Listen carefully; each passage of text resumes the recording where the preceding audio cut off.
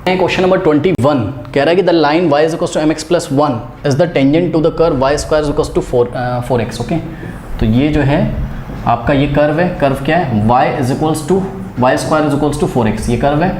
और the line y is equals to mx plus c is a tangent to the curve. तो देखिए ये जो लाइन है y is equals to mx plus 1 दिया हुआ है आई थिंक ना, mx प्लस 1, यस।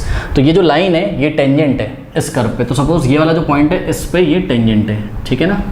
तो ये देखिए ये, ठीक। और ये लाइन का इक्वेशन कितना दिया है, y is equals to mx plus 1। Okay, अब देखिए बच्चों, पता है ये वाला जो पॉइंट होगा, ठीक है, ये पॉइंट देखिए कर्व पे भी लाई कर रहा है और टेंजेंट पे भी लाई कर रहा है। तो इस कर्व, इस पॉइंट को अगर मैं x, y अज्यूम कर लूँ, अरे x1 y1 कर लो, x, y कर लो, ठीक है।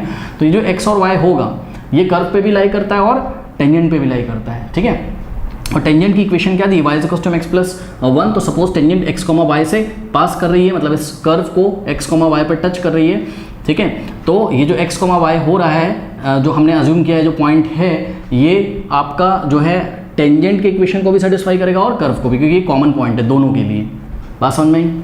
अब देखिए कह रहा है कि if the value then the value of m, if नहीं होना चाहिए, अच्छा इफ़ ही लिखा होगा, ठीक ठीक ठीक ठीक।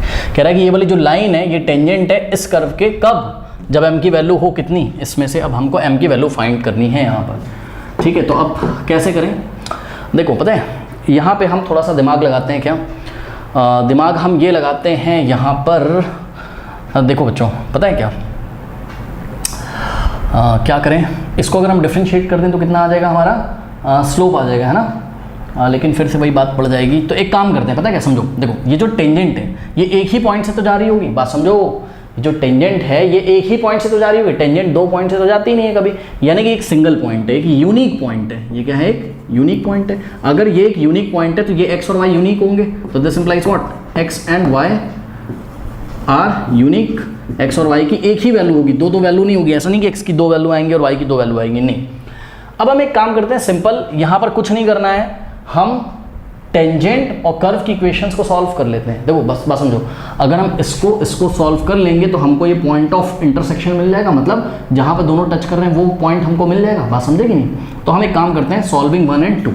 तो ये इक्वेशन 1 है और ये इक्वेशन 2 है, ठीक। तो सॉल्विंग 1 एंड 2, देखते हैं अगर कुछ और भी फंसेगा इसमें तो उसको हम विचार करेंगे क्या करना है। तो solving 1 and 2 we will get the point of intersection, we will get the point of intersection, मतलब x, y हमको मिल जाएगा। इक्वेशन 1 और 2 को सॉल्व करते हैं, ठीक है। इक्वेशन 1 और 2 को सॉल्व करेंगे तो हमको ये x और y मिलने की संभावना है, मतलब हमको पॉइंट ऑफ कांटेक्ट पता चल जाएगा कि ये कौन सा, मतलब ये जो जिस पॉइंट पे टेंजेंट कांटेक्ट पे है इस कर्व के साथ, वो पॉइंट ऑफ कांटेक्ट पता चल जाएगा। देखिए अब इसको कैसे सॉल्व करूँ, पहले तो मैं क्या कर रहा था, पहले मैं ये कर रहा था कि भाई Y square equals to 4x की हेल्प से, बात समझो, y square is equals to 4x की हेल्प से y की मैं वैल्यू निकाल रहा था, तो रूट 4x आ रही थी। अब यहाँ पर प्रॉब्लम ये है कि भाई पॉजिटिव लें कि नेगेटिव लें, है ना। लेंगे एक ही वैल्यू, लेंगे एक ही वैल्यू, पॉजिटिव लें कि नेगेटिव लें। ओके, तो ये हमें कंफर्म नहीं हो पा रहा था, क्योंकि देखिए y जो है वो तो यूनिक है ना। तो हमने क्या किया, हमने सेकंड इक्वेशन से y की वैल्यू mx प्लस 1 को उठा के 1 में पुट कर दिया। ये हमारे लिए थोड़ा ज़्यादा सही रहेगा। देखिए अभी समझिए जरा। तो हमने क्या किया, हमने बोला कि भाई putting y is equals to mx plus 1 in equation 1, ठीक है। तो पुट करते हैं, चलो। तो y is equals to mx plus c, यहाँ पे क्या है आपके पास इक्वेशन 1, एक्चुअल में क्या है, इक्वेशन 1 है आपके पास, y square is equals to 4x, ठीक है। तो y की जगह आप क्या रखोगे, mx प्लस c। तो यहाँ पे y का स्क्वायर है, यानी कि mx प्लस c नहीं है, प्लस 1 है। mx प्लस 1 का square is equals to 4x, ऐसा कुछ हो गया, ठीक। अब देखिए ये क्वाड्रेटिक इक्वेशन बनेगी x में, ध्यान दें। तो इसको अगर हम सॉल्व करें तो क्या हो जाएगा यहाँ पर हमारे पास, देखिए ये हो जाएगा हमारे पास a प्लस बी का होल स्क्वायर, यानी कि a स्क्वायर, इसका स्क्वायर करोगे m square x square plus 2 into a into b, तो 2 इंटू mx इंटू 1, तो क्या हो जाएगा 2mx इंटू 1, 2mx, और प्लस b का स्क्वायर यानी कि 1 का square 1 is equals to 4x। Okay, अब ध्यान दें, यहाँ हो जाएगा हमारे पास m square x square, 4x को लेफ्ट में लेके आइए तो माइनस 4x, और प्लस 2mx तो था ही यहाँ पर, तो प्लस 2mx और माइनस 4x, ओके, और प्लस 1 इज इक्वल्स टू 0। अब ये क्वाड्रेटिक इक्वेशन बन रही है, देखिए m square into x square और प्लस यहाँ से हम कॉमन क्या ले सकते हैं, यहाँ से हम कॉमन x ले सकते हैं, तो क्या बचेगा हमारे पास 2m माइनस 4 इंटू एक्स। देखो m तो स्लोप है ना किसका, इस टेंजेंट का, तो वो तो कांस्टेंट होगा भाई, जो स्लोप होगा उसका स्लोप होगा, यानी कि m एक कांस्टेंट है, तो 2 इंटू एम भी कांस्टेंट है और माइनस 4 तो है ही कांस्टेंट, तो ये पूरी कांस्टेंट क्वांटिटी है, तो x का कोफिशिएंट क्या है 2m माइनस 4। ओके, अब ये क्वाड्रेटिक इक्वेशन है, इस क्वाड्रेटिक इक्वेशन को आप स्टैंडर्ड फॉर्म से कंपेयर करिए। स्टैंडर्ड फॉर्म क्या होता है क्वाड्रेटिक इक्वेशन का, याद करिए X square plus B X और plus C is equals to 0, ये पढ़े हो आप क्लास 10th में, ठीक है। ये क्वाड्रेटिक इक्वेशन का स्टैंडर्ड फॉर्म होता है, और इस क्वाड्रेटिक इक्वेशन के जो रूट्स निकलते थे वो कैसे निकलते थे, x is equals to minus of b plus minus root over b square minus 4ac upon 2a, याद है आपको। और ध्यान से सुनिए बच्चों, इस क्वाड्रेटिक इक्वेशन के रूट्स अगर इक्वल होते थे, इफ रूट्स आर इक्वल, याद करिए if roots are real and equal, are real and equal, अगर इसके रूट्स रियल और इक्वल होते थे तो याद करिए डिस्क्रिमिनेंट किसके इक्वल होता था, 0 के इक्वल, तो b square minus 4ac is equals to what 0, ठीक है।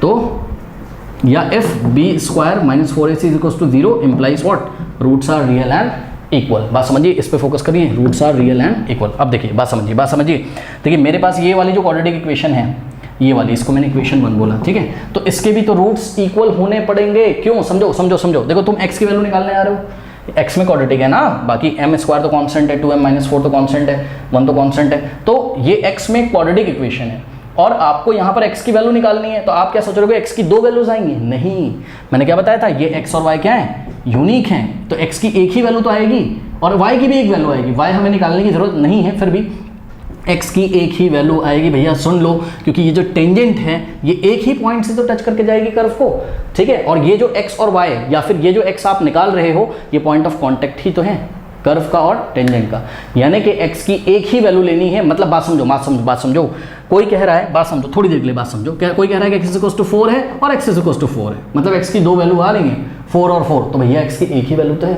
यानी कि क्वाड्रेटिक इक्वेशन में आपको x की 2 वैल्यू मिले, हम मना नहीं कर रहे हैं, लेकिन दोनों ही वैल्यू कैसी हो जाए, इक्वल हो जाए, यानी कि x की एक ही वैल्यू हो जाए, ठीक है, पसंद में। तो अगर आपको इस क्वाड्रेटिक इक्वेशन के रूट्स कैसे चाहिए, रियल एंड इक्वल, तो आपको बी स्क्वायर माइनस 4ac इस डिस्क्रिमिनेंट को 0 के इक्वल रखना पड़ेगा। ओके, तो हम रीजन क्या लिखेंगे, यहाँ पे हम जगह बनाते हैं, ठीक है, तो रीजन हम लिखेंगे सिंस, ध्यान से चेक करिए, since tangent touches the curve, since tangent touches the curve exactly at one point,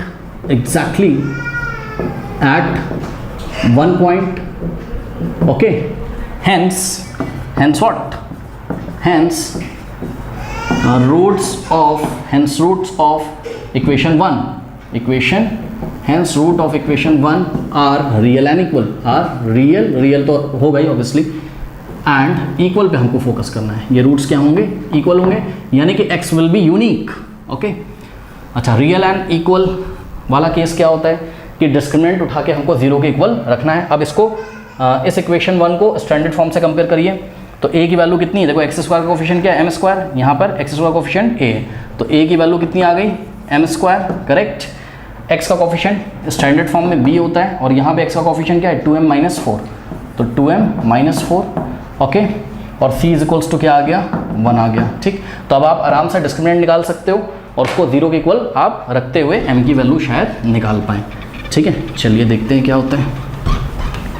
तो इस क्वेश्चन में ऐसा कुछ नहीं था जो आपको पढ़ाया गया, वो सब कॉन्सेप्ट नहीं यहाँ पे यूज़ हो रहा है, यहाँ पे सिंपल सा क्लास 10th का कॉन्सेप्ट यूज़ हो रहा है। अब देखिए, roots are real and equal, तो बी स्क्वायर माइनस 4ac पक्का 0 के इक्वल होगा, ठीक है। तो b का स्क्वायर, b कितना है आपका 2m माइनस 4 का स्क्वायर और माइनस 4 इंटू ए इंटू सी, ए कितना है m स्क्वायर और c कितना है 1 इज इक्वल्स टू 0, इसको राइट हैंड साइड भेज दो, तो ये हो जाएगा आपके पास 2m माइनस 4 का होल स्क्वायर, इसको राइट हैंड साइड भेजो, और नहीं भी भेजोगे तो चलेगा, minus 4m square into 1 4m square is equals to 0।